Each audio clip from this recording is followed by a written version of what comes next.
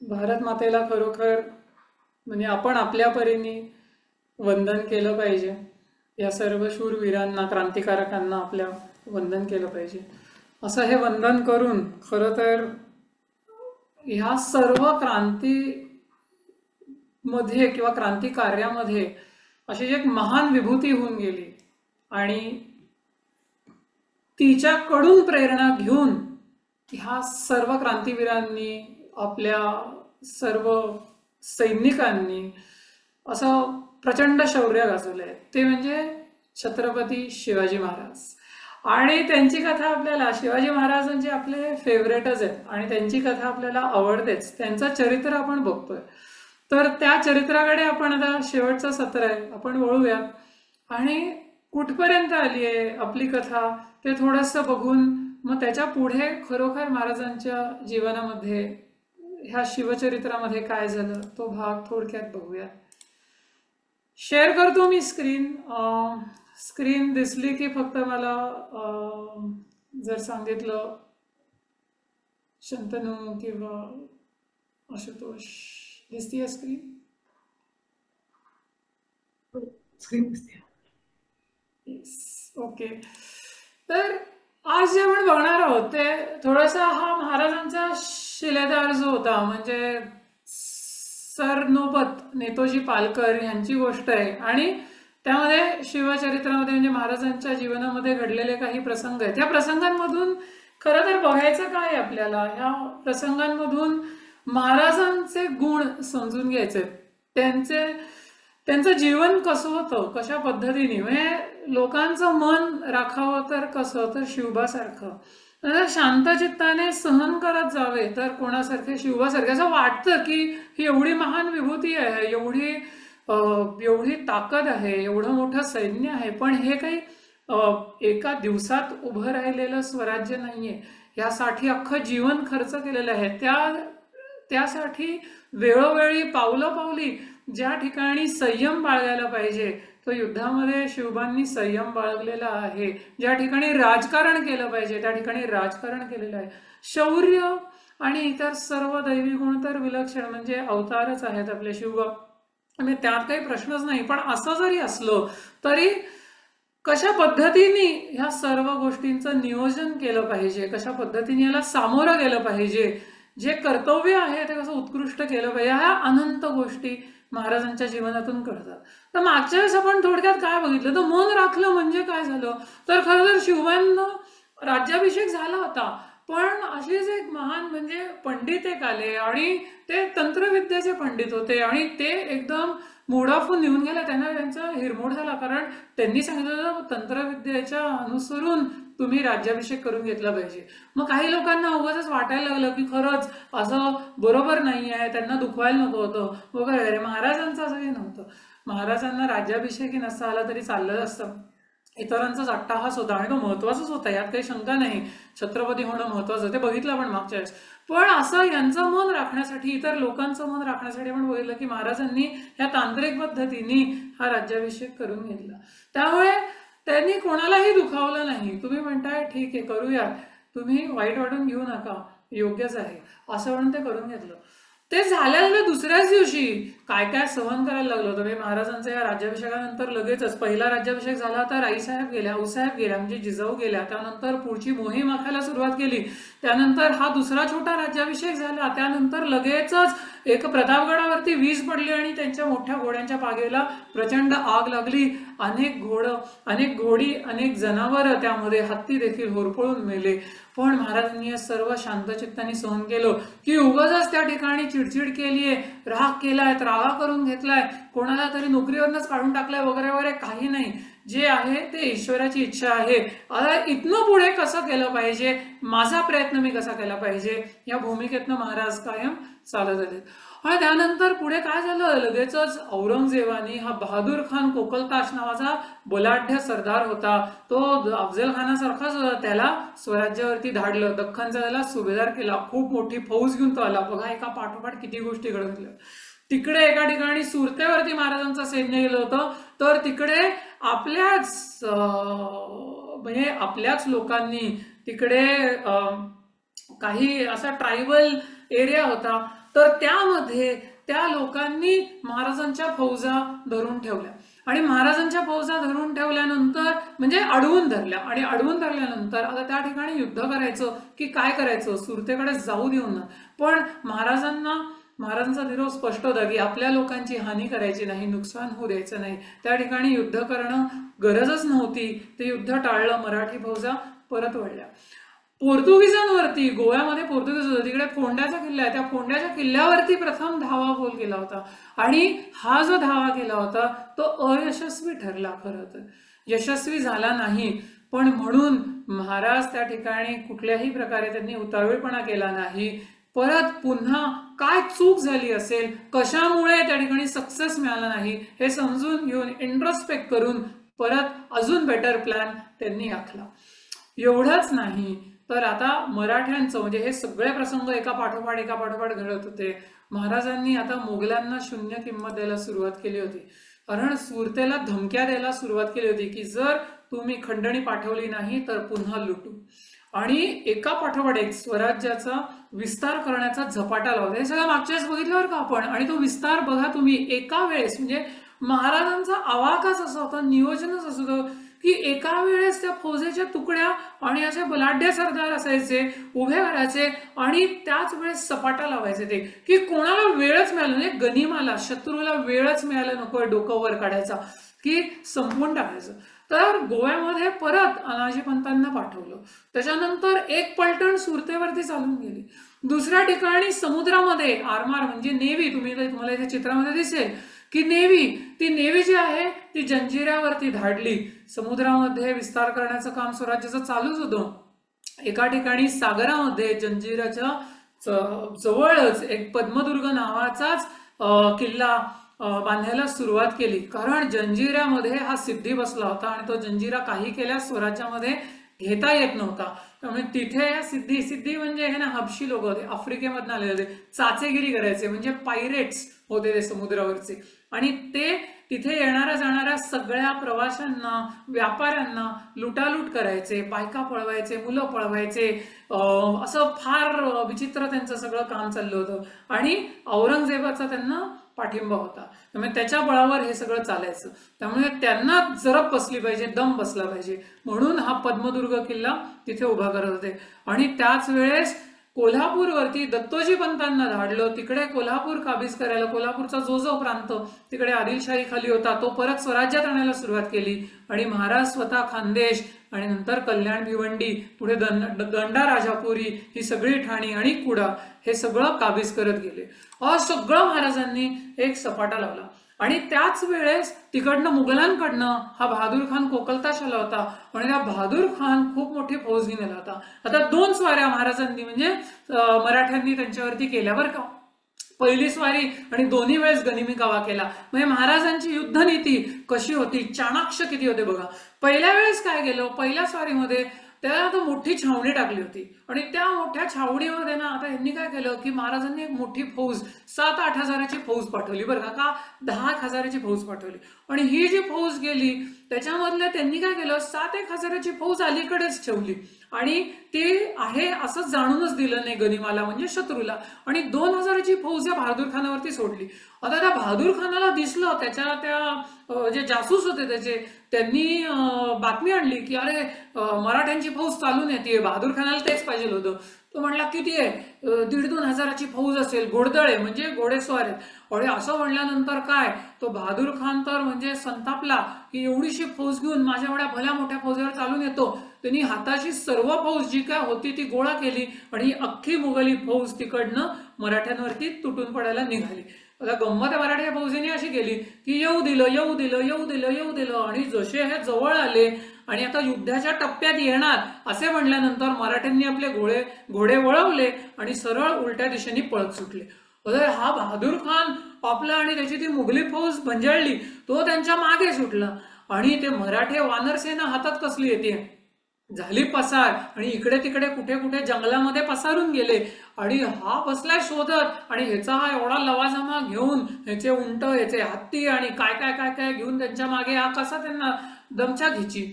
पण तोवर इकडे गंमत काय केली, 7 हजाराची फौज जी राखीव ठेवली होती ती दिली महाराजांनी सोडून याच्या छावणीवरती, आणि त्याची छावणी पूर्ण उद्ध्वस्त करून पुरती लुटली आणि प्रचंड मोठं धन आणि लूट गोळा करून घोडे, हत्ती आणि उंट सगळं काबीज करून मराठे परत आले. इकडे ती फौज हाती लागलीच नाही मराठ्यांची. याला वाटलं होतं आपण पराजय करू शिवाजी महाराजांचा, आणि इकडे तर हा परत येतो आणि बघतो तर याची सगळी छावणी उद्ध्वस्त, सगळे पैसे गेलेले, सगळे सोने संपत्ती जे काय घेऊन फिरत होता सगळं गायब. अशा पद्धतीने त्याला पहिल्यांदा गनिमी काव्यानी पहिली स्वारी झाली. आणि मग पुढे महाराज जेव्हा हा सगळा विस्तार करत होते तेव्हा त्यांना वेळ पाहिजे होता, कारण सगळीकडे मराठी सैन्य वेगवेगळ्या ठिकाणी गुंतलं होतं, त्याच्यामध्ये गोंधळ व्हायला नको. तेव्हा बहादूर खान आता अटॅक करणार हे नक्की झालं होतं, परत अटॅक करणार. त्या महाराजांनी वेगळाच डाव टाकला. महाराजांनी राजकारणामधला गनिमी कावा खेळला. मग आता काय केलं महाराजांनी, ते सरळ आपला वकील पाठवून दिला आणि म्हणाले, बहादूर खान साहब मुझे माफ कर दो, हम आपको शरण आते हैं, आम्ही तुला शरण आलो आहोत. सांग तुझ्या बादशहाला आमच्याकडनं चुका झाल्या, खूप चुका झाल्या, आमचे हे 17 किल्ले घेऊन टाक, आमच्या संभाजी राजांना मनसबदारी देऊन टाका, पूर्वीप्रमाणेच आम्ही तुमचे नोकर आणि तुमची नोकरी पत्करून तुमच्यासाठी दख्खन सुरक्षित ठेवतो. हा बहादूर खान त्याला एक्सपेक्टेडच नव्हतं. तो वेडाच झाला की ज्याच्यासाठी आयुष्य खर्च करतोय हा औरंगजेब आणि तिळपापड होतोय त्याला आता शिवाजी महाराज सापडला. असं म्हटल्यानंतर बरा शिवाजी सापडला असं म्हटल्यानंतर त्यांनी दिलं पत्र पाठवून. पत्र जाऊन परत येईपर्यंत 1.5-2 महिने जाणारच होते, कारण तेव्हा घोडेस्वार जायचे आणि लांब होतं त्या औरंगाबाद तेव्हाचं, तिथपासनं त्याला दिल्लीला घेऊन जायचं आता ते पत्र म्हणल्यानंतर. मग काय, मग तोवर हा शांत, तोवर इकडे महाराजांनी सगळी आदिलशाही उद्ध्वस्त करून टाकली, जे जे होतं सगळं स्वराज्यामध्ये घेऊन यायला सुरुवात केली, वेगवेगळ्या ठिकाणी विजयी मोहीम, आणि शरण तर आलेत. त्यामुळे बहादूर कोकलताशला वाटते बहादूर खानाला की हे तर सगळं औरंगजेबाचं. आणि मग महाराज सगळं करून परत आल्यानंतर आता हा परत आलेत, औरंगजेब पण खुश. औरंगजेबाने हत्ती पाठवला, मोठं फरमान पाठवलं. ते फरमान घ्यायला हा बहादूर खान चालत 1.5-2 कोस जाणार, ते डोक्यावरती घेऊन येणार, चालत जाणार, चालत येणार. बादशाचं फरमान, फरमानामध्ये कौतुकाबरोबर हत्ती बरोबर अजून काहीतरी, काय पैसे, सोने नाणी वगैरे वगैरे वगैरे. आणि झालं काय, मग वकील पाठवला महाराजांकडे यांनी, बहादूर खानाने. आणि पाठवल्यावरती वकील म्हणला की आता तहाची बोलणी तुम्ही केली होती, तुम्ही शरण आला होता, द्या 17 किल्ले आणि या आमच्या नोकरीत. असं म्हणल्यानंतर महाराजांनी विचारलं की अरे बाबा कशासाठी, कोणासाठी, काय म्हणून, काय केलं तुमच्या बहादूर खानाने, अशी कुठली कामगिरी त्यांनी मोठी केली की आम्ही त्यांना शरण यावं. हा वकील तर वेडा झाला, तो बहादूर खान वेडा झाला, तो औरंगजेब तिकडे प्रचंड संतापला. पण करणार काय, काहीच नाही. फूस मिळाला काय, ठेंगा. आता हे इकडे चालू असताना दुसरीकडे जंजिरा घ्यायचा अजून एक प्रयत्न महाराजांनी केला. या जंजिराला वेढा घातला. आता तो फार अवघड किल्ला आहे जंजिरा. जर तुम्ही जंजिरेला गेला नसाल तर पावसाळा संपल्यावरती नक्की भेट द्या. आणि त्याचा विस्तार आणि त्याच्यापर्यंत बोटीने जायला म्हणजे काय काय करायला लागतं, आणि तेव्हा तिथे त्या काळामध्ये कसं युद्ध झालं असेल ह्याचा आपल्याला खरोखर थोडासा का होईना अंदाज लागू शकतो. आणि सगळ्या महाराजांच्या बोटी आल्या, बोटींवरती तोफा चढवल्या, सगळीकडनं वेढा घातला, जंजिराच्या बुर्जांवरती तोफांचा मारा सुरू झाला. आता सिद्धी संबूळ नावाचा सिद्धी होता त्यावेळेस. हा पण विलक्षण चिकट आणि असाच म्हणजे रांगड्या अंगाचा आणि भयंकर वीर योद्धा होता. आणि तो त्यावेळेस वेंगुर्ल्याला होता, म्हणजे दुसरीकडे होता, किल्ल्यावर नव्हता. आणि नेमकी त्याला हा पत्ता लागला आणि तो वेंगुर्ल्यावरनं त्याचं सैन्य घेऊन आला. आणि त्याचं सैन्य येऊन त्यांनी या वेढ्यावरती मुसंडी मारली, वेढा फोडला. आणि वेढा फोडला आणि जंजिरा घेण्याचा जो प्रयत्न महाराजांनी पुन्हा एकदा केला होता तो प्रयत्न पुन्हा उद्ध्वस्त झाला. आपल्याला वाटतं महाराजांचं जीवन सोपं असेल की काय, की एवढी आता ताकद आणि एवढी संपत्ती, सगळं छान छान कथाप्रसंग आपण ऐकतो, पण काय फेस करायला लागलं होतं, कशातनं चालले होते हे फक्त महाराजच जाणे. आपण फक्त अंदाज थोडं जो इतिहास आहे त्यामधला खरा इतिहास समजून घेऊन बांधू शकतो. आता इकडे हे असं झाल्यानंतर गंमत बघा बरं का, राजकारणामध्ये शत्रू पण कसे डाव टाकत असतात. महाराज साताऱ्याला गेले होते आणि अचानक सर्व महाराष्ट्रभर आणि भारतभर अफवा पसरण्यात आली, म्हणजे ही बातमी पसरली की शिवाजी राजा मृत्यू पावला, गेला. असं झाल्यानंतर कसा गेला काय झालं वगैरे सगळ्यांना प्रश्न पडायला लागले. मग काय झालं तर लोकांनी सांगितलं की त्याच्याच मुलांनी म्हणजे संभाजींनी कुठल्या तरी मुलीवरती ब्राह्मणाच्या अतिप्रसंग केला. बघा बरं का, ह्याच्यात जातपात निर्माण केली, ब्राह्मण आणले, मराठी आणले, त्याच्यानंतर फार मोठी जी हस्ती आहे, व्यक्ती आहे, तिच्या चरित्र्यावरती आणि ज्या चारित्र्यावरती मुळात असे चिखलफेक करायला सुरुवात केली, तिच्याबद्दल वाटेल ते पसरायला सुरुवात केली. म्हणजे काय प्रयत्न चालला होता की सगळ्या स्वराज्यामध्ये ही एकच खळबळ माजेल आणि ते स्वराज्य बुडेल. म्हणजे जे हे सुराज्य उभं झालेलं आहे, उभं राहिलेलं आहे, त्यासाठी लोक दिवस रात्र झटत आहेत, ते घाबरतील, कन्फ्यूज होतील, ते शंका घ्यायला लागतील आणि हे बुडेल असं म्हणून वेगवेगळ्या वाटेल तशा अफवा पसरवल्या. आणि आज पण या अफवांना तेव्हा पण अनेक लोक बळी पडली, वाटेल ते बोलू लागली. आणि ही इंग्रजांची नीती, अशीच नीती आज पण चालू आहे, आपल्याच भारतावरती चालू आहे. आपण मगाशी कारगिलचं युद्ध बघितलं, तर हे खरोखर पाकिस्ताननी हल्ला केलाच होता का?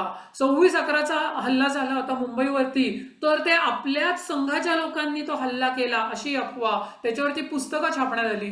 चीनचं डोकलामचं युद्ध झालं, त्याच्यावरती कधीतरी आपण स्वाध्याय करूयात, बघूयात आपण ते युद्ध पण समजून घेणार काय.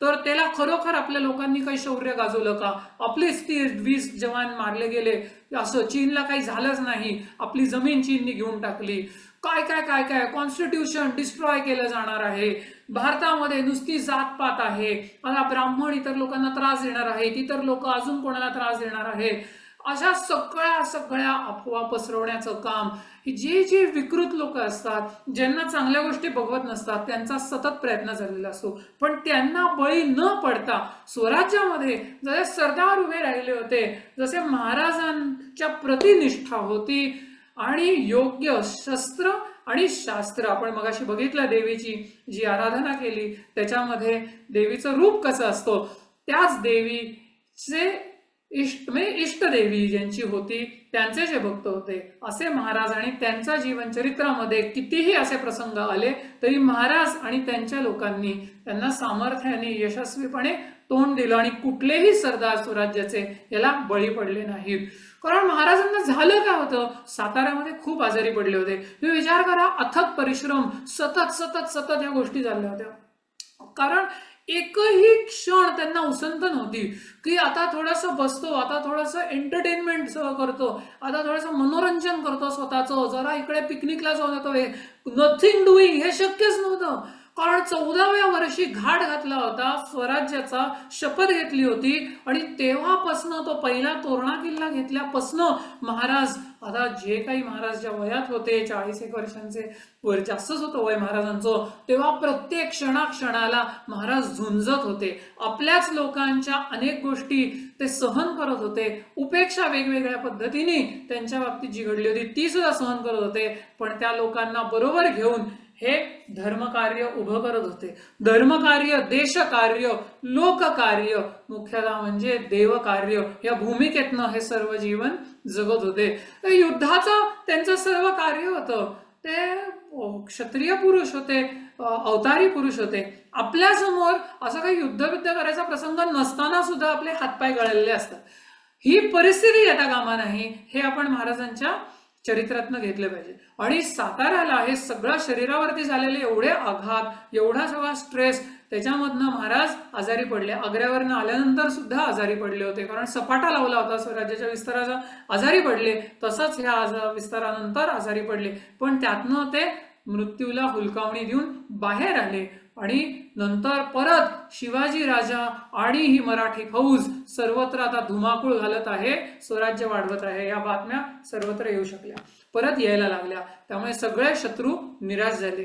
त्याच काळात काय झालं, आदिलशाही पुरती खचली, तिला उतरती कळा लागली. काय झालं, आदिलशाह आजारी पडला, आता मृत्यू पावणार हे निश्चित झालं. आणि त्याच वेळेस आदिलशहाचे जे सरदार होते, म्हणजे हे सगळे मुसलमान, त्यामध्ये बरेचसे मुसलमानच, म्हणजे मराठी सरदार पण होते त्यांच्याकडे, पण जास्त करून हे पठाण मुसलमान असेच लोक होते. तर ते एकमेकांशी प्रचंड भांडण, तंटे, युद्ध करायला सुरुवात केली. आणि त्यामध्ये त्या बहलोल खान पठाणाने त्या खवास खान, दोन बलाढ्य सरदार त्यांचे एकमेकांवरती युद्ध झाली. त्या बहलोल खानाने त्या खवास खानालाच पकडून तुरुंगात टाकलं आणि ते ठार केलं. आणि त्यानंतर आदिलशाही ही परत आता डोकं वर काढणार नाही अशा परिस्थितीत गेली, कारण मुघल पण हल्ला करत होते आणि महाराज तर ती पूर्ण नेस्तनाबूत करणारच होते. आणि असं सगळं असताना, हे सगळं चाललेलं असताना तिकडे औरंगजेबाला म्हणजेच मुघलांच्या बादशहाला, स्वतःला दिल्लीचा बादशाह म्हणवणारा हा औरंगजेब, शिवाजी महाराज त्याला नमवले नव्हते, ते हातीच लागत नव्हते. आता याला प्रश्न पडला होता, दख्खनवरती कोणाला पाठवायचो, कोण हल्ला करणार.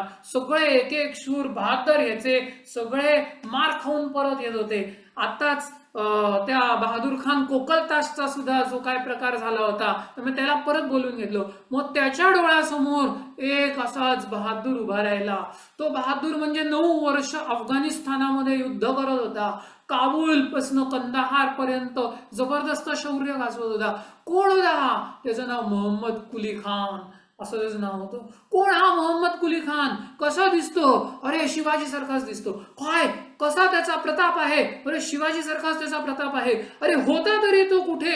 अरे होता शिवबान बरोबरच. अरे बापरे, कोण आहे हा मोहम्मद कुली खान? आणि त्यांनी त्या मोहम्मद कुली खानाला बोलवून घेतलं आणि मोहम्मद कुली खानाला दिलेर खानाबरोबर पाठवलं दख्खनवरती महाराजांवरती स्वारी करून.